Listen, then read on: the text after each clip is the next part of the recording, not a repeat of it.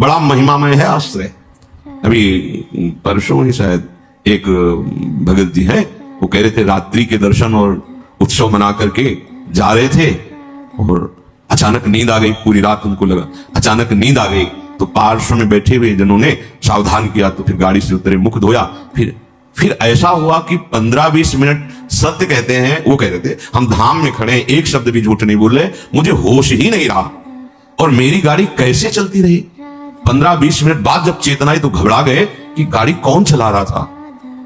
और जहां बहुत सी गाड़ियां आ जा रही, उन्होंने कहा निश्चित प्रभु मेरी गाड़ी बैठकर चला रहे थे, मैं एक शब्द भी झूठ नहीं बोल रहा, कोई बड़ाई की बात नहीं कर रहा, ये मेरा हृदय, कोई माने ना मान, वो कह रहे मेरा हृदय देख रहा था, मेरे प्रभु चला रहे हैं। उत्सव करके रात्रि का दर्शन पूरा और फिर गए तो अचानक एकदम ऐसी नींद की स्थिति। अच्छा, दिन की दिनचर्या अपनी गृहस्थों की होती है और रात में पूरा यहां जगे, तो फिर सर्वतो भावेन आप प्रभु के प्रति समर्पित है, वो आश्चर्य जीवन मंगलमय हो जाएगा। मान लीजिए एक बार श्री नारदानंद सरस्वती जी महाराज नैमिषारण्य के कहीं संतों की संगोष्ठी में जाना था, बहुत दूर, बहुत विद्वान वेदांतदर्शी ब्रह्मबोध संपन्न महापुरुष थे नारदानंद सरस्वती जी महाराज। रास्ते में गाड़ी खराब हो गई, जहां कई किलोमीटरों तक कोई नगर नहीं, कोई, अब वहां संतों की सभा में पहुंचना था, कैसे?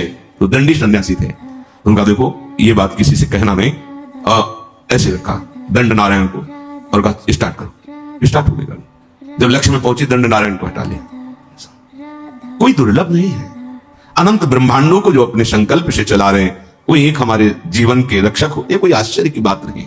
शरणागत के लिए कोई आश्चर्य नहीं है, वो देहातीत स्थिति एक क्षण में प्रदान कर सकते हैं, हमें कल्पों लग सकते हैं। इसलिए यहां कहा नमो नित्यम वृंदावन तरुलताभ्या करुणया। वृंदावन के लता खग मृग पशु पंछी, वृंदावन के रसिक जन, वृंदावन वासी जन, ये सब करुणामयी लाडली की करुणा स्वरूप है। ये हम पर दया करें, किरंतिभ्या, इनकी कीर्ति का गान करें, इनके दर्शन करें, स्पर्श करें, इनकी बातें सुने और स्मरण करें तो विभांतिभ्या पावे प्रकृति रस सारात्म महसा। प्रकृति रस से परे जो सार तत्व है, परम रस प्रेम, वो तुम्हारे हृदय, और प्रेम ही देहातीत स्थिति प्रदान करता है। चाहे आत्मरति बोलो या प्रिया प्रीतम की रति माने प्रेम, या आत्म प्रेम, तो इतना गाढ़ अवस्था की अवधूत स्थिति शरीर की शुद्ध ही नहीं है। प्रेम प्रियालाल के प्रकट रूप में इतना प्रेम, शरीर शुद्ध ही नहीं है। शरीर शुद्ध छूटना कोई कठिन बात नहीं है। एक उदाहरण में कुछ भाई जी ने लिखा कि एक कोई वंदना कर रहे थे, तो उनका नियम होता है कि जिस समय उनका समय हुआ वो अपनी वंदना करते अपने ईश्वर की, तो रुमाल बिछाई और वंदना कर रहे थे। तो कोई नवयुवती किसी अपने प्रीतम से मिलने के लिए जा रही थी, जहां नियति स्थान था, वो उसके ध्यान में भाव में भरी उसको लांग के चली गई, वो रास्ते में ही कर रहे थे। अब वो वंदना करके देखा कि वही स्त्री कुछ क्षण बाद लौट के आ रही, तब कहा क्यों, तुम्हें इतना ज्ञान नहीं कि मैं वंदना कर रहा था और तुम हमारे को लांग के चली गई? कब? बोले अभी थोड़ी देर पहले। आप वंदना कर रहे थे किसकी? बोले अपने मालिक की, आराध्य देव की।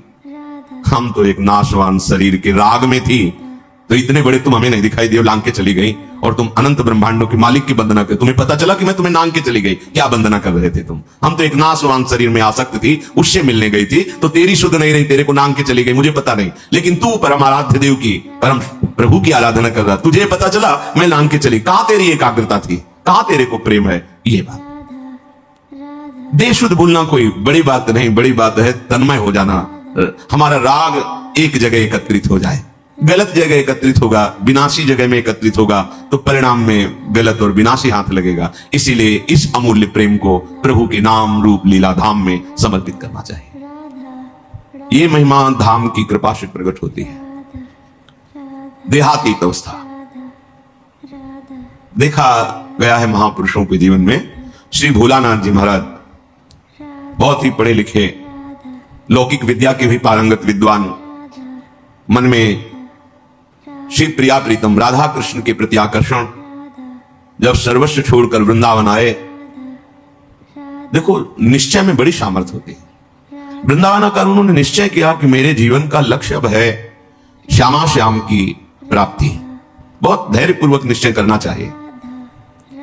उपासकों से जब एकांतिक वार्ता होती है किसी किसी उपासक से, तो जब वो प्राकृतिक आकर्षण में दुखी दिखाई देता है, तब लगता है कि कृपा के प्रवाह में परमार्थ में तो आ गया है, पर इसका निश्चय नहीं है। क्योंकि निश्चय ना होने के कारण भोगाकर्षण में वो जलता है और चाह करता है भोगों की, तब उसको लगता है कि ये लोग बड़े भाग्यवान हैं जिनके पास जिन भोगों की मैं चाह कर रहा हूं उन भोगों को भोग रहे हैं। ये बड़ी ही निंदनीय बात हृदय में बैठती है, बड़ा जीवन जलनमय हो जाता है, क्योंकि परमार्थ का निश्चय नहीं, पथिक परमार्थ का, और भोगों के प्रति महत्व बुद्धि, सुख बुद्धि। इस स्थिति के साधक को चाहिए धैर्य पूर्वक सत्संग सुनकर विवेक के द्वारा ये निश्चय करे कि मेरा सौभाग्य कितना बड़ा, हमें धाम मिला, ना जानते हुए ना चाहते हुए परम मार्ग मिला। बिल्कुल कहीं ऐसी कोई साधना नहीं, पर प्रिया प्रीतम के प्रेम मार्ग के पथिक कहलाने का सौभाग्य मिला।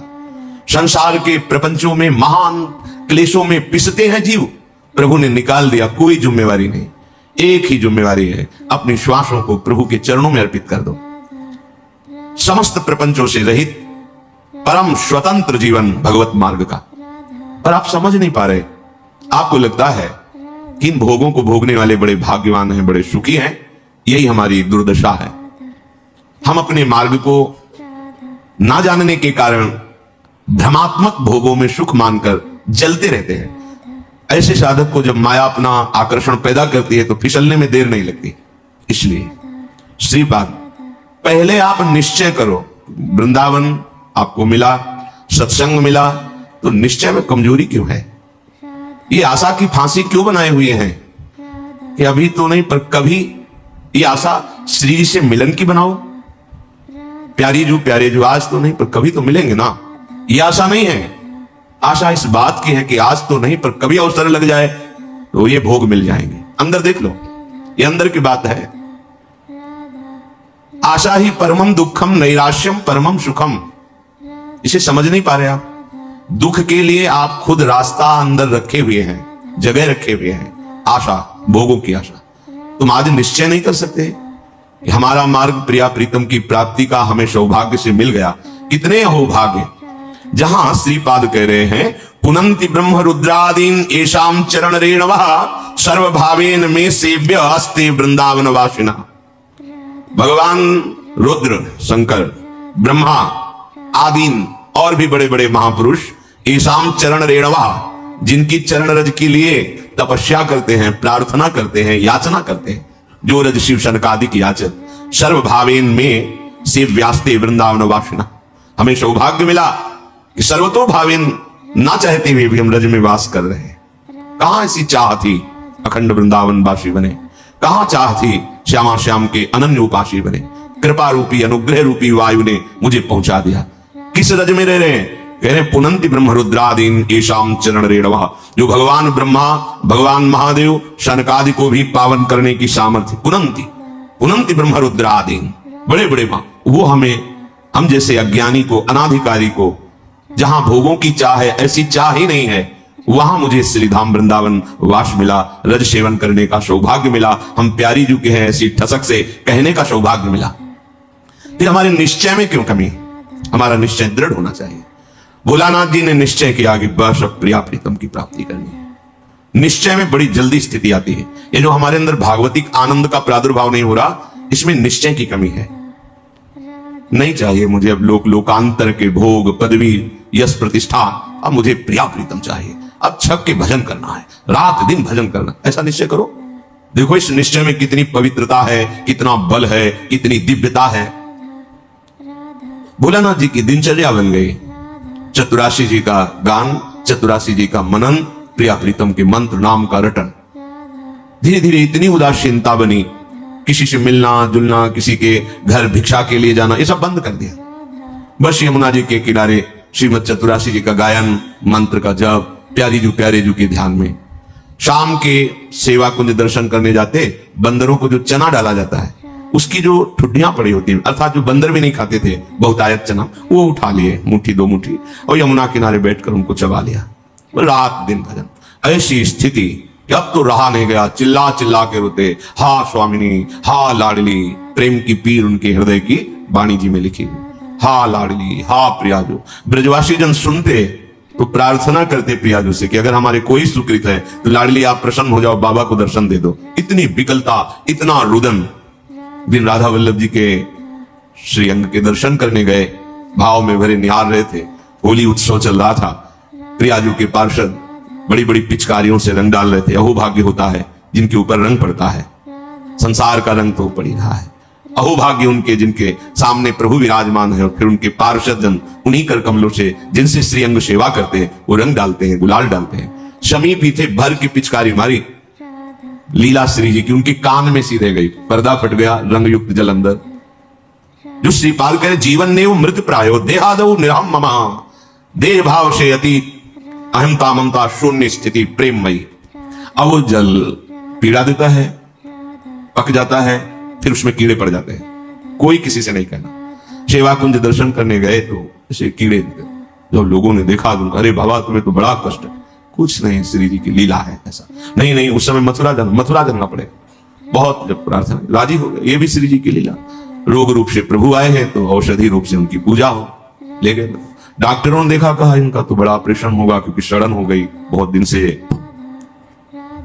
उनके पास जो निज जन सेवा में बनकर गए थे, उनका आपके कान का ऑपरेशन होगा, आपको बेहोश करना पड़ेगा, ऐसे नहीं होगा। तो उनका नहीं, आप 30 मिनट पहले बता दीजिए आके बेहोश की जरूरत। बोले बहुत कष्ट हो, उसमें बेहोश कर। बोले आप बता दीजिए। तो लोगों ने डॉक्टरों से कहा कि स्थिति प्रज्ञ महापुरुष हैं, स्थिति प्राप्त महापुरुष हैं, ये जैसा कहते हैं वैसा ही करो। वो आए, उन्होंने कहा कि अब 30 मिनट बाद ऑपरेशन होगा। श्री हरिवंश राधा राधा गए। वो डॉक्टर आए ऐसे कि ऑपरेशन के कुछ देर बाद बाबा श्री हरिवंश, जैसे सो के उठे, श्री हरिवंश राधा राधा राधा, हो गया ऑपरेशन। अच्छा उठे, आश्चर्यचकित सब नर्स डॉक्टर, क्या है ये? शरीर का ऑपरेशन हो रहा है, आप श्री जी की सेवा में हैं, भाव देश से क्या फर्क पड़ता है? ये स्थिति। नमो नित्यम वृंदावन तरुलताभ्यः करुणया कीरंतिभ्यः सर्वान् पिच पुरुषार्थान् सकृदपि विलोकात्। यहां देखना भजन है, विलोकात्, यहां की लताओं का दर्शन। यहां पाए हैं, आपको पता नहीं कि ऐसे महापुरुष का स्पर्श हो जाएगा, सारे दुष्कृत आपके नष्ट हो जाएंगे। आप भीड़ में चल रहे हैं, कौन किस कोटि का भजनानंदी है ये बाहर से थोड़ी दिखाई देता है। ये प्रेमियों का देश है वृंदावन। पता नहीं किस पर दृष्टि पड़े, कितनी ऊंची स्थिति का वो प्रेमी महात्मा गृहस्थ वेश में दिखाई दे रहा है, पागल वेश में दिखाई दे रहा है, या विरक्त वेश में दिखाई दे रहा है, कोई आपको आकर्षण नहीं लग रहा, और प्रिया प्रीतम की बहुत ऊंची प्रेम स्थिति में है। इनके दर्शन का, इनके स्पर्श का, इनके सानिध्य का देवर्षि नारद जी कह रहे अमोघक्ष। भाई जी ने कहा जैसे आप सो रहे हैं, सूर्य उदय हो गया है तो अंधकार नष्ट हो गया, पर आपको पता तब चलेगा जब नेत्र खुलेंगे। ऐसे ही महापुरुष का संग हो गया, अब आपका तो कल्याण निश्चित है, पर आपको पता तब चलेगा जब आपके अंदर कल्याण स्थिति जागृत हो जाएगी। विलोकात, वृंदावन को देखना, ये प्रेम प्रदान करने वाला है। कहां से आ रहे वृंदावन का दर्शन करके? ये भावना मत लाओ यहां बड़ी बिल्डिंगें हैं, ये सब भौतिक बातें में नहीं। धाम नाम रूप लीला चिदानंद है, ये है। गिरिराज जी वही है ना, रजरानी वही है, बहुत कुछ यहां सब चिदानंद है। अपने भाव दूषित है इसलिए पकड़ नहीं पा रहे। विलोकात, दर्शन करो वृंदावन का। देहाती की स्थिति कैसे प्राप्त होगी? विलोकात, संस्पर्शात, यहां की लताओं का स्पर्श, रजरानी का स्पर्श, स्वाभाविक वायु बड़े बड़े महापुरुषों का, यमुना रसरानी का, बिहारी बिहारिंजू का स्पर्श करके आपके शरीर को स्पर्श कर रहे हैं। बड़े बड़े तीर्थों के अवगाहन से जो बात नहीं बनेगी वो यहाँ की वायु हवा बना देगी। ये वृंदावन की वायु है। स्पर्शात, यहाँ की रज, यहाँ की लताएं, यहाँ के खगमृग पशु पंछी, यहाँ के रसिक जन, स्पर्श हो ही जाएगा, बाह्य और आंतरिक दोनों हो जाएगा। कथनाच, वृंदावन का नाम, वृंदावन की जय घोष, वृंदावन धाम की प्रिया प्रीतम का नाम, उनकी जय घोष यहां स्वाभाविक होती रहती है। जय जय श्री राधे, वृंदावन धाम की जय। बार बार यहां तुम्हें चलत फिरत सुनियत है श्री राधा वल्लभ लाल। ऐसे वृंदा विपिन में बसत रहो शब काल। यहां चलते फिरते बिल्कुल आप एक भी नाम न जप करें तो भी यहां भजन होने लगेगा। यहाँ का राधा राधा राधा राधा राधा राधा राधा राधा राधा राधा राधा राधा राधा राधा राधा राधा राधा राधा राधा